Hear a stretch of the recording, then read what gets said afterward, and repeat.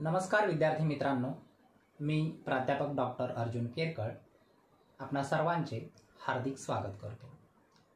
आज आपण आढावा घेणार आहोत प्राचीन भारतातील वैज्ञानिक प्रगतीचा।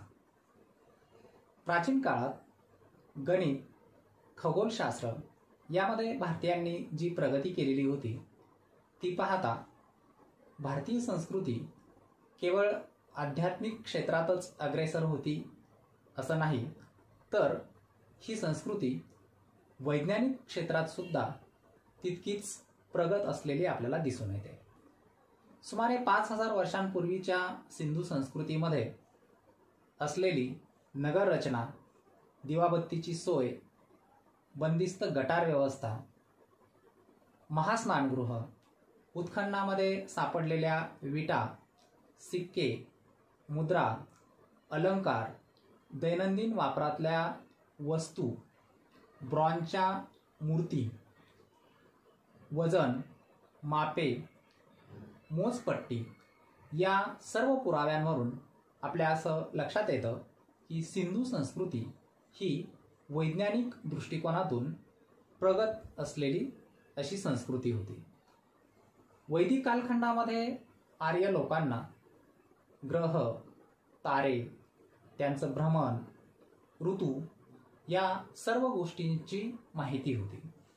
त्याचप्रमाणे विषुववृत्ताशी संबंधित सूर्याचं दक्षिणेकडील भ्रमण म्हणजे दक्षिणायन आणि उत्तरेकडील भ्रमण म्हणजे उत्तरायण ही कल्पना सुद्धा माहीत होती।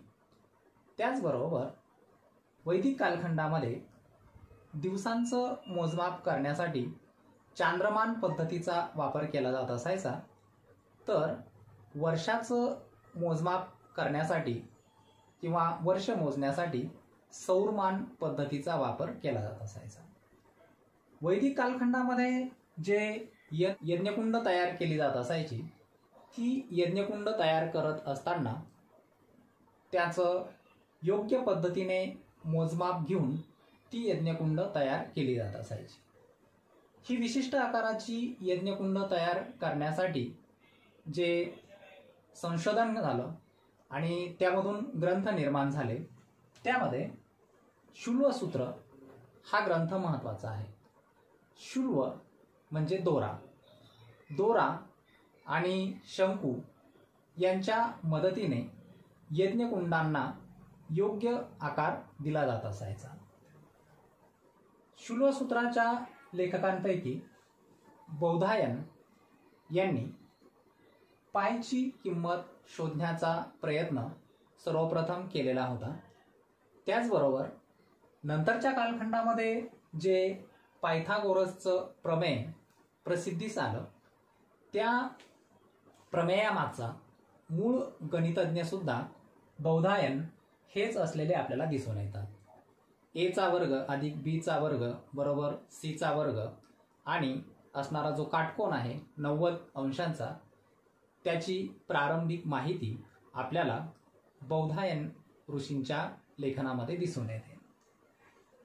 जो कालखंड भारताच्या इतिहासात सुवर्णयुग म्हणून ओळखला जातो तो गुप्तांचा कालखंड, आणि त्या कालखंडामध्ये आर्यभट्ट, वराहमिहिर यासारखे महान शास्त्रज्ञ होऊन गेलेले आहेत। आर्यभट्टांनी आर्यभट्टीय हा ग्रंथ 4 भागांमध्ये लिहिला। गणितपाद, गीतिकापाद, गोलपाद आणि कालक्रियापाद असे हे 4 भाग आहेत। त्यामध्ये ग्रहांची स्थाने, स्थिती, गती, त्यांचं भ्रमण याबद्दलची शास्त्रीय माहिती आर्यभट्टांनी दिलेली आहे। त्याचबरोबर ग्रहण होत असताना सूर्यग्रहण असेल किंवा चंद्रग्रहण असेल, त्यावेळी पृथ्वी, चंद्र आणि सूर्य या ग्रहांची स्थिती कशा प्रकारची असते याचं शास्त्रीय विवेचन त्यांनी केलं। पायची किंमत त्यांनी 3.1416 या पद्धतीने सांगितलेली आहे। पृथ्वी गोल असून स्वतःच्या आसाभोवती फिरते हा सिद्धांत सुद्धा त्यांनी सांगितलेला होता. पृथ्वीचा परीघ मोजण्याचा त्यांनी यशस्वी प्रयोग केला आणि 39,968 किलोमीटर इतका पृथ्वीचा परीघ त्यांनी सांगितलेला आहे. वर्गमूळ, घनमूळ, एक वर्ग समीकरण, अनेक वर्ग समीकरण अशी अनेक प्रकारची जी गणितातली समीकरणं आहेत, ही समीकरणं त्यांनी स्पष्ट केलेली आपल्याला दिसून येतं. आणि गणित व खगोलशास्त्राचे जनक म्हणून सुद्धा आर्यभट्टांना ओळखलं जातं.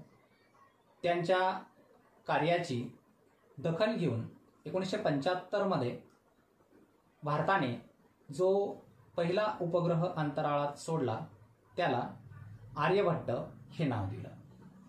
त्या कालखंडामधील दुसरा प्रसिद्ध शास्त्रज्ञ म्हणजे वराहमिहिर आणि त्यांनी लिहिलेला ग्रंथ आहे पंचसिद्धांतिका.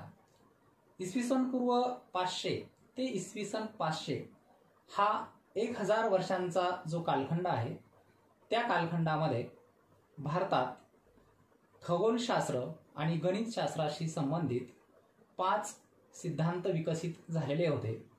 आणि ते सिद्धांत म्हणजे पोलिश सिद्धांत, पितामह सिद्धांत, मूल वशिष्ठ सिद्धांत, मूल सूर्य सिद्धांत आणि मूल रोमक सिद्धांत.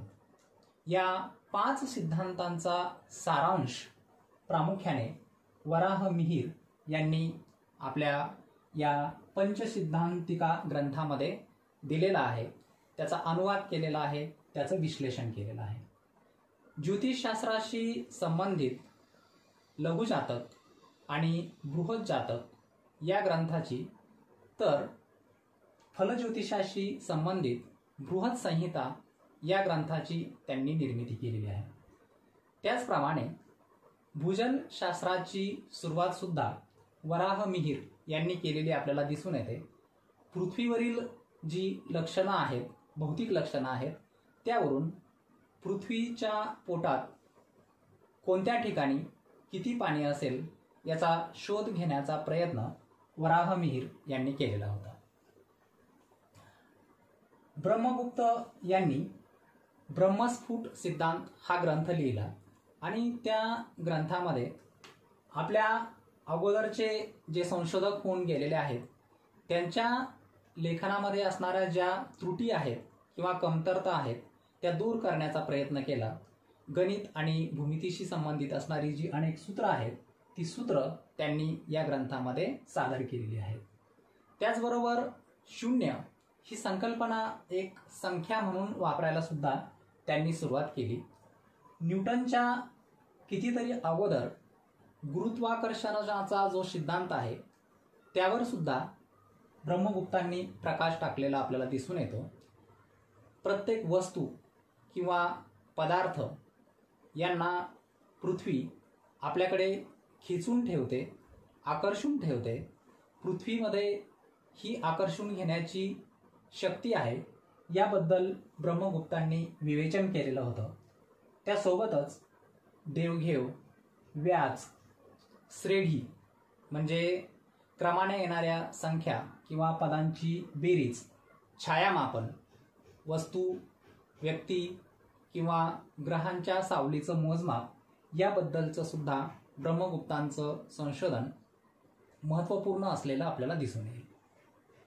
महावीर हे 9व्या शतकामधील गणितज्ञ होऊन गेले. त्यांनी गणितसार संग्रह हा ग्रंथ लिहिला आणि त्यामध्ये शून्याच्या उपयोगाचं विवेचन केलं. त्याचबरोबर त्यांनी अत्यंत कल्पकतेने गणितामधील जी उदाहरणं आहेत ती कल्पनाशक्तीच्या जोरावर सादर केलेली आहेत रोचक पद्धतीने. 12व्या शतकामधील भास्कराचार्य दुसरे हे आणखी एक महत्त्वाचे शास्त्रज्ञ आहेत. पहिल्या भास्कराचार्यांच्या लिखाणाबद्दल फारशी माहिती उपलब्ध नाही. भास्कराचार्यांनी सिद्धांत शिरोमणी हा ग्रंथ लिहिला आणि त्यामधील जो पहिला भाग आहे लीलावती तो आपल्या मुलीला उद्देशून लिहिलेला दिसून येतो. त्यामध्ये लीलावतीच्या मनोरंजनासाठी रोचक पद्धतीने गणितातली उदाहरणं त्यांनी दिलेली आहेत आणि त्या माध्यमातून आपल्या मुलीला सुद्धा त्यांनी थोर गणितज्ञ बनवलेलं दिसून येतं.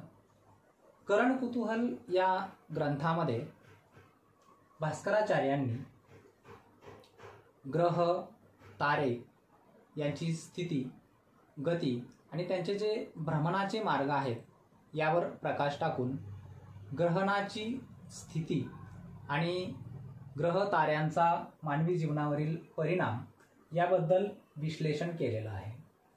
त्याचबरोबर ऋणात्मक संख्यांचं विवेचन हे सुद्धा भास्कराचार्यांनी केलेलं आहे. गणितामधले जे मूलभूत सूत्र आहेत किंवा मूलभूत भाग आहेत, बेरीज, वजाबाकी, गुणाकार, भागाकार, वर्गमूळ, घनमूळ, वर्गसमीकरण याबद्दलचं विश्लेषण किंवा मांडणी भास्कराचार्यांनी केलेली आहे.